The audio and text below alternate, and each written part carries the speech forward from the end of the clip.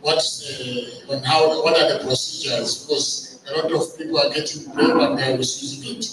Thank you. Okay.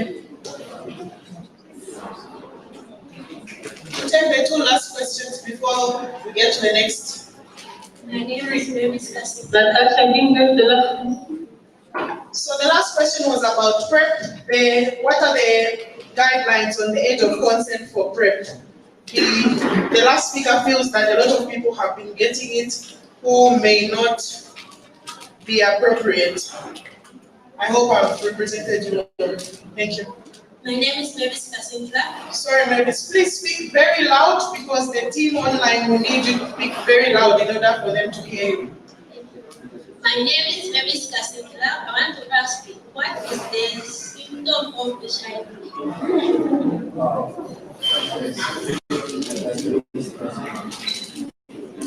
Okay. There are two more questions and then we'll hand over to Dr. Sipungwe. Okay. My name is Thelma Chalwe. I'm from the Corporate Belt. I work with persons with disabilities. So when we have this kind of meetings, the first thing I look at is how many persons with disabilities do we have. So my question is about accessibility to either contraceptives and HIV, even just the information. Like my sister here gave an example of how she can access information. So in kids, we usually have a challenge where someone goes for HIV and testing, there's no interpreter, their test is positive, it's test and treat, they give them medication. Then he just comes to you and say, oh, they've given me this medication, what is it for? How do I explain? So is there anything that we can do, as they said we should say we, is there anything that we can do as a team to ensure that these people also have access to these kind of contraceptives? And if you look at even the blind, a pill like microgynon, it has colors. So how is she going to tell to say, it's time for me to take the brown one in case she missed it? So the right to confidentiality, it's not there. Thank you. Okay. Thank you, Dr. Amujina, representing Northwestern. Rumor has it that taking contraceptives before having a child damages, or rather to say, the time that you need to have a child, you can't have a child. How true is that and how safe is it?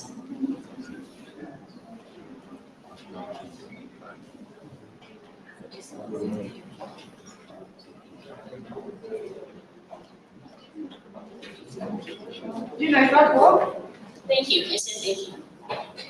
Thank you so much. Over to you, Dr. Sipungwe. Thank you so much, Natasha. I noticed that most of the questions actually were not related to what I presented. So I don't know, maybe if I can be allowed to respond to these questions when I make, I don't know if I'll make another presentation tomorrow on adolescent health services, because they have covered most of the issues that relate to service delivery. I think the presentation I made now, I don't know, maybe you can guide, do I respond now, or I tackle that when I make the presentation on adolescent health services in Zambia? Because this one was just focusing on the age of consent, whether people had problems with the age of consent before I can give you the assignment to propose some of those here. So the only question I noticed which had something to do with the age of consent is the one for PrEP. So there is HIV and related services. That is the assignment you get to propose the age at which such services should be provided. Remember what I said? I said that apart from HIV testing, we don't have guidelines indicating at what age various services should be provided to adolescents. This is why we embarked on this consultative process, and that is your major task this afternoon. I need to be guided. Should I respond to all this, or I combine with the presentation I'll make later? Mr. Mala. I suggest that you respond to the ones that are relevant to your presentation, and then the other ones can follow in the next presentation. Yeah, so I think it's the only one I've responded to is PrEP. The age for contraceptives, I think that is what we want to hear from you, your proposals. At what age should we allow young people to access various services? Again, I'm repeating, don't have any written guidelines on contraceptives, on other services apart from HIV testing, which is at 16 years. So we need to come up with a document that stipulates all those ages for various health services, and your input is required. Thank you. All right, thank you so much, Dr. Simpuwe. So the instruction is clear, isn't it? We are supposed to give recommendations. This is not one of those conferences where we are here to talk about problems. So we are going to give solutions. There's one person, Dr. Simpuwe, that has a question about the age of consent, and I'll just hand over to him to ask you, and then we'll get into the group assignment. Thank you so much, Natasha. So, Doc, having shared with us to say you are still making consultative processes of meetings regarding the age at which probably one can access services. The question is this healthcare provider protected in any way? If at all he was going to provide the service to this person, who's an adolescent, probably at the age of 14, and then we do not yet have the specific age for the provisions. Thank you.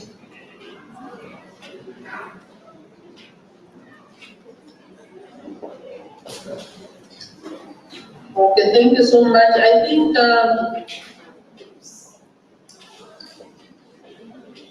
think health workers are trained to assess the. I think the level of understanding, maturity, and to assess also the risk in which maybe this young person is in when it comes to deciding which services to provide. So I think there is an assessment that is made by service providers to decide as to whether denial or provision of such a service is detrimental or helpful to a young person. I think so far we've fared very well, although I think young people still have issues with the way services are not provided in a uniform manner. So again, our issue is where at facility A, a health provider is able to provide certain services freely, and the next facility the provider doesn't feel like protected, or they feel inhibited to provide certain services. This is the more reason why we need a document that will really guide them, that's in terms of what services they should provide, because it will be part of their requirements, their mandate, and what they expected to provide to patients. As of now, the service provision is based on the, like, I don't know if you can say individual basis and at the discretion of service providers. So that is something we want to address through this consultative process. Before the policy is formulated, we'll continue doing what we've been doing before. Those who are comfortable to provide certain services after they assess the client's need, they will provide the way they've been providing before. Those who are not comfortable, I think they will refer clients maybe to the next level where they can access services. But we are urging and training health providers really to understand the health needs of young people, so that at each service delivery point, young people are able to access health services. Okay, my name is Ronkom Simkonda from Coparos, and Doc, my question is, you are speaking about coming up with these guidelines. So when are these guidelines going to be in place? Because if we are going to leave it up to health providers to make the decision based on the circumstance or the situation in which they find themselves in, then we are going to miss out on a lot of young people who are already engaging in sexual activities. So this, for me, I feel it's of urgent. We really need these policies that the ministry should circulate to its health workers or these service providers, so that there is a guideline on these service provisions of services to people who are probably younger than the age of 16, because we are seeing a number of statistics coming of young people as young as 13, 12, 11 already getting pregnant. So for me, my question is, when is this document going to be in place, and how urgent is it to the ministry that it is, because you are informed by data which is coming out from across?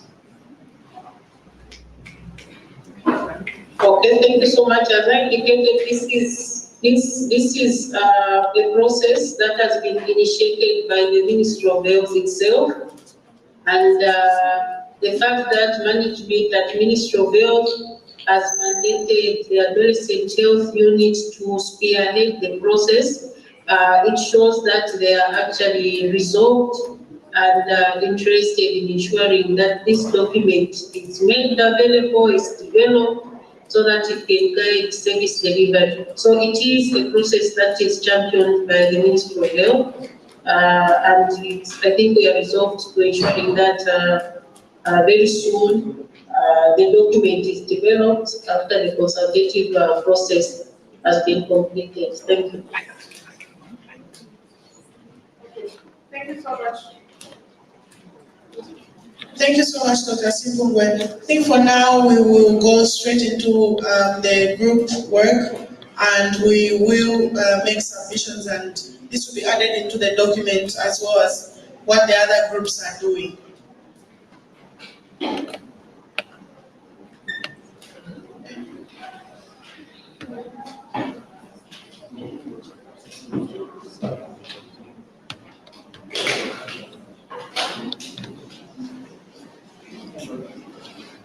We're done. So I think the question right now is what age? I can see there are some round tables, and in each of these round tables, I'll just ask that we answer this question. Doctor, your mic is mute. Okay. So this is the assignment. The assignment I'm giving to the group. Natasha? Yes, we can see. So, yeah, so we have a template that we are using in all the consultative meetings we are holding. So my appeal is that we stick to the same template, so that it's easy for us to consolidate the input from different stakeholders. So what we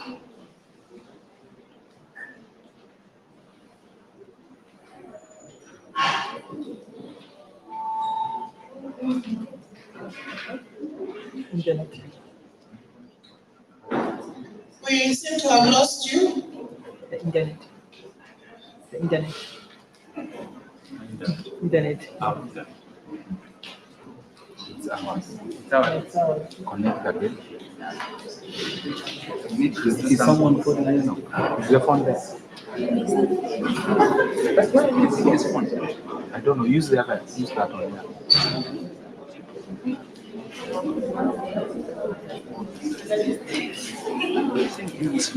How about that one? Use that one. I'm using that one. can understand and take full responsibility of consequences of accessing such services.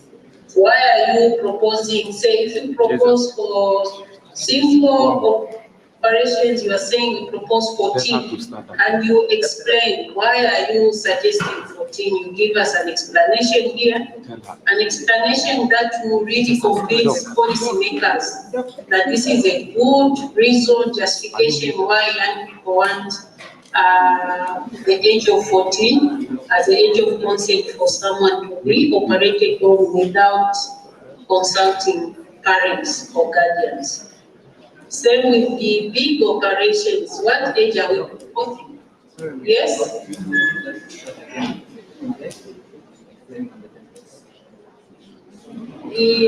The template disappeared. No, we had lost it.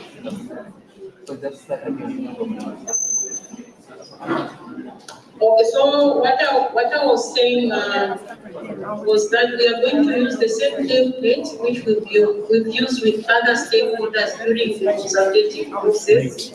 So you're not the first group to be consulted. There are other young people in 6 provinces so far being consulted. Parents, religious leaders, community leaders have been consulted, and they'll use the same template. So my appeal is that we stick to the same template so that it's easy for us to consolidate the inputs from your group. So I was saying we will stick to the same services which I presented on, these minor surgeries or simple operations. So for maybe better understanding of what we are talking about, make reference to what I've indicated in the brackets, just giving more information on what this means. So I was saying, for example, if you propose, the ages we are proposing are between 10 and 19. So if for the first one you say for simple operations, we are proposing the age of 14, please indicate, justify why you are proposing the age of 14. And in your explanation, you should be, you should bear in mind that we are looking at an age where somebody understands and takes full responsibilities of consequences for accessing such a service. So for big operations, what age are we saying? Yeah, this is an age where an adolescent can sign, give permission to the service provider to operate on them without parents knowing, and there will be no consequences. No one will be taken to court, or there won't be any problem. So these are the ages we want to hear from you, and justify in such a manner that it's convincing to policymakers. If you write things like it is their right, that won't pass. So let's give justifications that will convince, compel policymakers who approve of our proposals, or agree to our proposals. I think whatever we put here should be convincing enough to them. That is my appeal. So let's think through, especially on the justification, because this document are not for the Ministry of Health, who forward these proposals to parliamentarians and to cabinet, and they'll say, okay, this is okay. Yes, this is what young people say, and what they are saying is actually the correct thing, or is convincing, or is making sense. So let's take time to justify why we are proposing certain ages. So there's simple operations, big operations, then investigations or tests. There is treatment. If you feel like you fall sick, you feel like you have malaria, you go to the hospital. At what age can the service providers entertain you without worrying about the parental consent? So you suggest for us and justify. Emergencies, access to health information. So we are looking at diverse health problems. Then participation in research. So here it's not you conducting research, but someone conducting research on you or with you. So this is the age again. At what age can a young person participate in research without involving parents? You justify. And then contraceptives again, what age should we provide this service, and the justification. So let's justify put your statements really should imagine you have like the religious ministers seated before you. What justification can you put in? Yeah, or the traditional leader, or yeah, especially the religious leaders and other stakeholders. What justification will be convincing for them? I think that's what we are looking for. Then voluntary male medical circumcision, and the last one will be HIV testing. We want to reduce the current age of consent, which is 16. Or we maintain the current age. So this is the assignment that I'll leave with you, and whatever suggestions you make, we'll just add to the other proposals that we've obtained from other stakeholders across the country. So I end here, Natasha. Thank you so much, Dr. Simpungwe.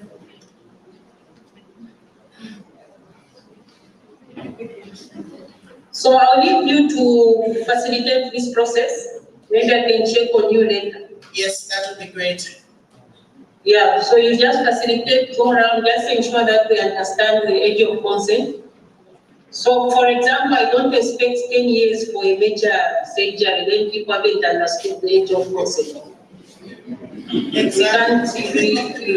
Yeah, so just guide the team so that we really bring out issues that we want policymakers to consider as they are making this decision.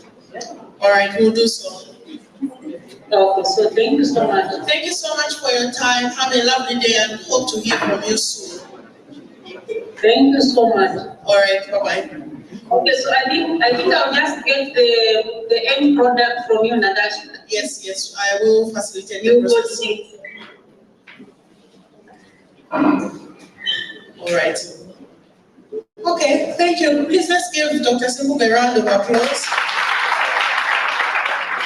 Has anybody noticed something?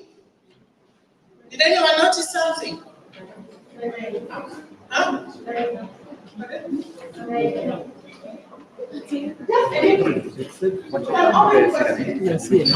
I've noticed that we are not in the right group. So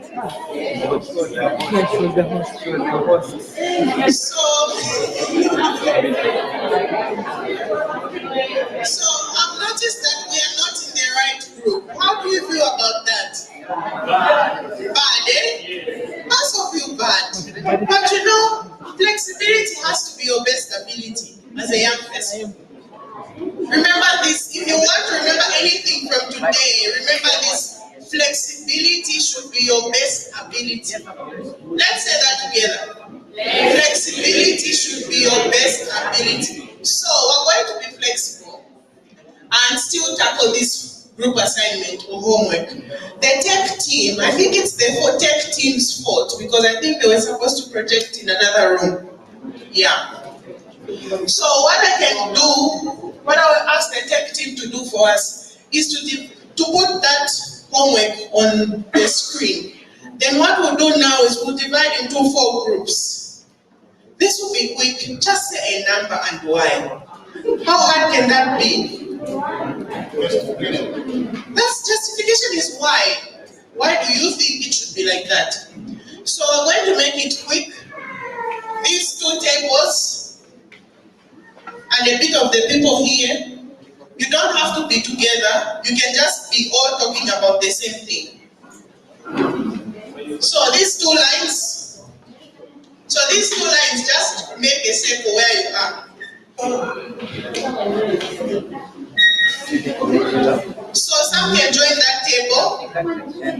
In fact, you can just come and sit on this table here. Those 2 lines, you can come to this table. So these 3 tables, I need a few more people to go to that table there. So these 4 tables, we are discussing at your table on what should be the age of consent for minor procedures. Maybe this age of consent thing is a hard word. Let me define it. Consent is ability to agree or disagree with something. So when you're deciding the age for consent, it's you thinking, is this person at this age able to make a decision about their body? When you have a 2-year-old and they want a knife, can you give them? Why? They'll injure themselves, but why can't you give them? Even you cut yourself with a knife from time to time, isn't it? So why can't you give that 2-year-old the knife? Because they don't know the danger of the knife at that age. Say that again. They don't know the dangers of a knife. I feel she has to start. Exactly. She was, So as we are what deciding, we let's think thought about, was can a 5-year-old understand that this is what this is meaning? So this group, these 3 tables, I need you to come up with a number. We will project the actual procedures, but just think minor procedure. You have a chikunde. They need to cut a bit and open and clean it. At what age can you say yes, you open or you squeeze it? So decide on your table. So the example is minor procedures. Maybe some of those words were medical. Imagine, think of a boil. A boil, you need to squeeze it and clean it at the clinic. At what age can it be done? That's for these 3 tables.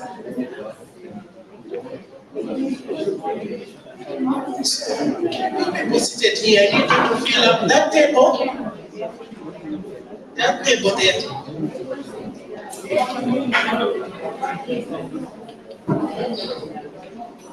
So, I need to project the questions. Can you use the presentation that she sent? So what was that? It's on Sibu's laptop. It's in Sibu's email. Oh, she sent. Yes, she sent. So just check and project it. We have that presentation. Yes. Okay, we can beam it if it's in.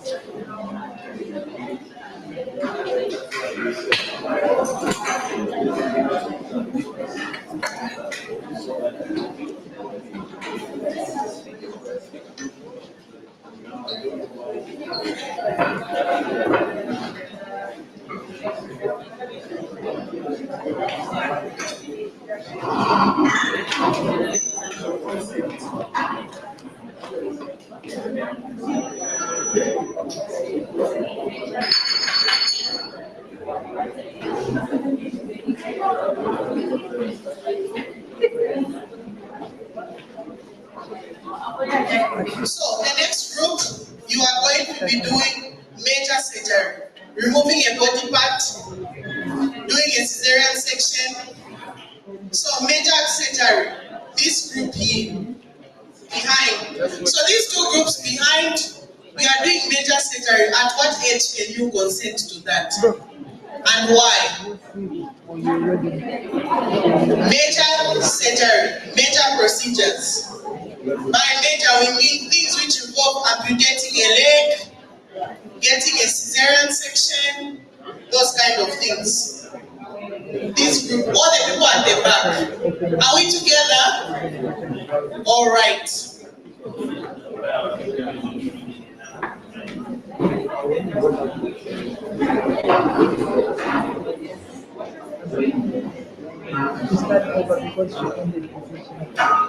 This group here, these 2 groups, you guys are doing things to do with sexual and reproductive health. Contraceptives, circumcision, HIV testing, and ARVs. Are we together? Contraceptives, circumcision, HIV testing, and ARVs. Because of the cases. These 2 groups here, you guys are doing emergencies, blood transfusions, operations, but things that are emergencies, and treatments. For example, getting malaria treatment, those kind of things, routine kind of treatments, as well as access to information. But no one is writing. How are we going to know the things?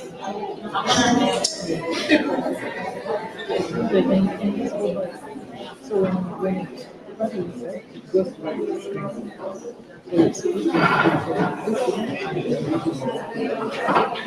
So this will be emergencies, operations, blood transfusions, also no more just treatments for diseases, as well as access to health information, as well as participating in research.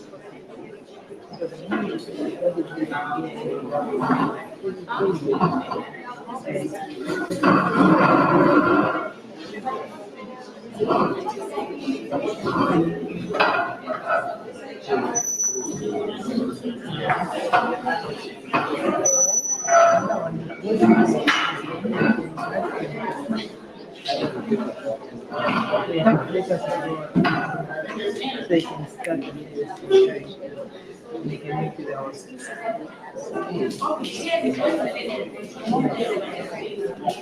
I talk to him? Yes, outside.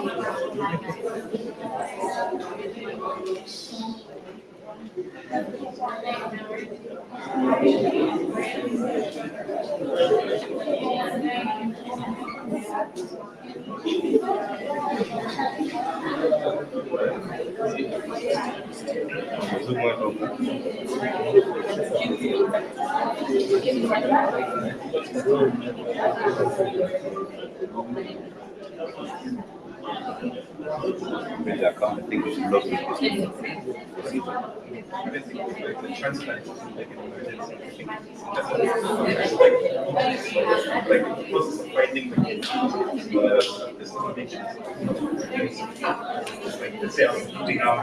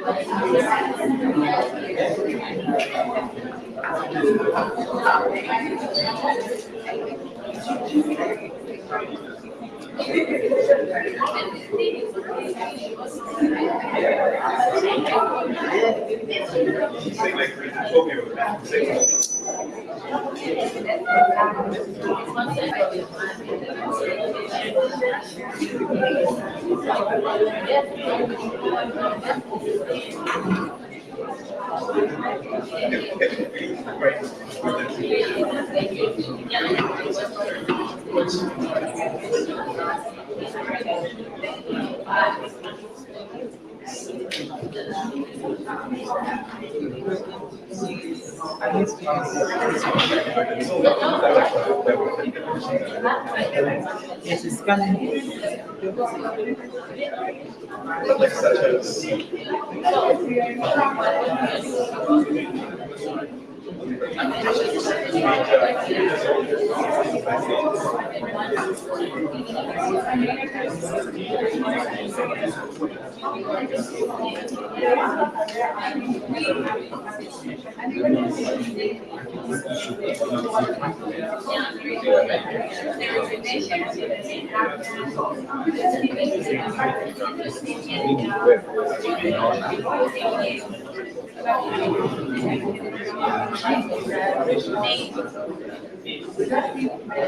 So like that, like cheating.